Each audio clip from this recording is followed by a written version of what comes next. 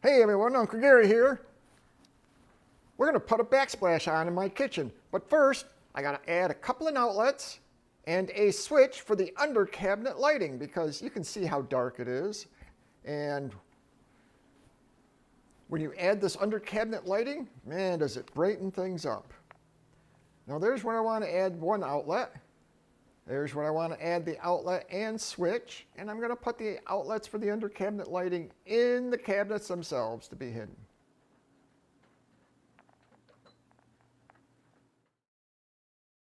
First thing we got to do is empty out cupboards because we're going to be working inside, cutting holes in them, and oh yeah, you got to talk to the wife, you know, she's telling me how to do it. So, getting all the cupboards emptied out.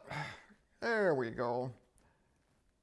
She told me to put the glasses in some towels so they wouldn't break. Okay.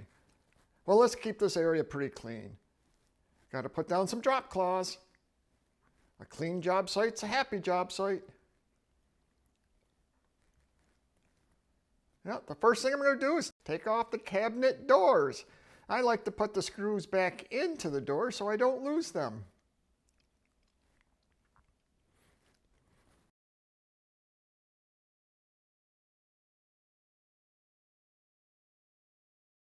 Off comes the window trim, because like I said, we're going to be putting on a brand new backsplash after this, after we get the new electrical installed.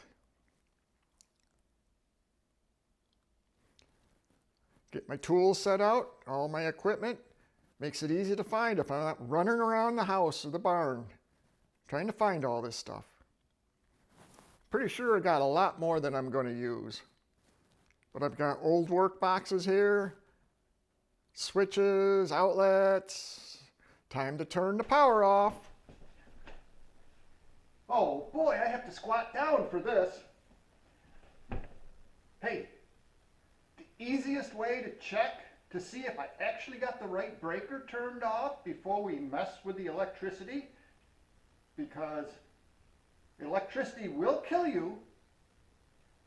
The easiest way is to plug something in that makes noise. And that's what we're going to do right now.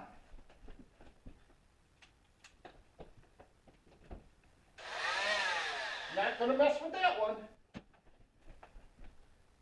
The electricity's off where we're going to mess with, so I won't get shocked. Now I'll be using that tool quite a bit. And we're going to be stealing power off from this outlet because that is the end in the line. This oscillating tool is just the cat's ass, I tell you. It's really nice. Really easy to work with. Change directions. And oh yeah, when you're installing the outlets, make sure they're all the same height. What I'm doing now is checking to see if there's any wires next to the studs, because I'm going to be drilling holes through there to run the wiring through. And I don't want to fix a wire, existing electrical, if it's there. That was good to go. No wires I found.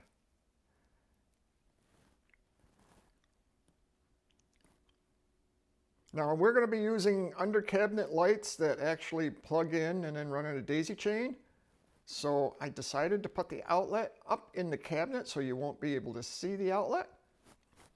It worked very well for our application.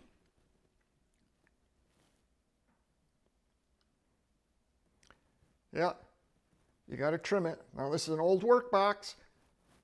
What you do is you slide it in and you screw the little screws.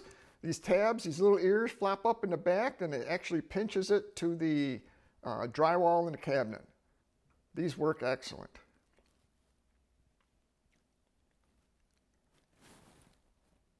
So I removed the drywall going across.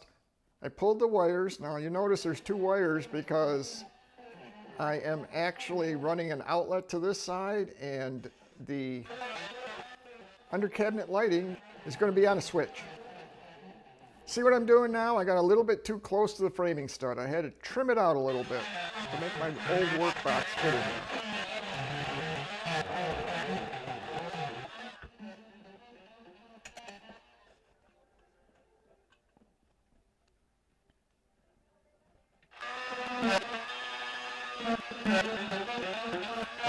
on cutting sheetrock. It's pretty easy to put back in place. And it's actually really easy to finish. This is going to be super easy because we'll put a little drywall mud on it, put a little primer on it, and we're going to cover it up with tile.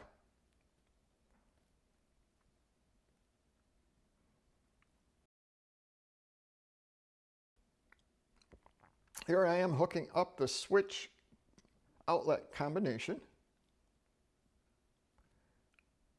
As you can see, I already re-screwed the pieces that I took off back on there. No use throwing them out if you can reuse them.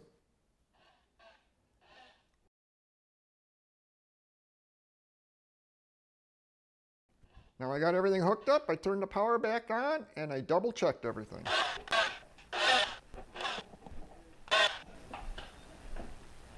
Success! Now all I have to do is attach the lights to the bottom of the cabinets, and we're good to go. Oh, well, a little cleanup too. A little later. Yeah, what I'm doing here is I'm going to put a little drywall mud on there. Oh yeah, when you keep it too long it molds, so scrape the mold off, use it. Smells a little bit. Yep, there we are. Putting a primer coat on there so I can put the thin set on, which glues the tile down. And that's what the end product is. If you liked what you've seen on this video, give it a thumbs up.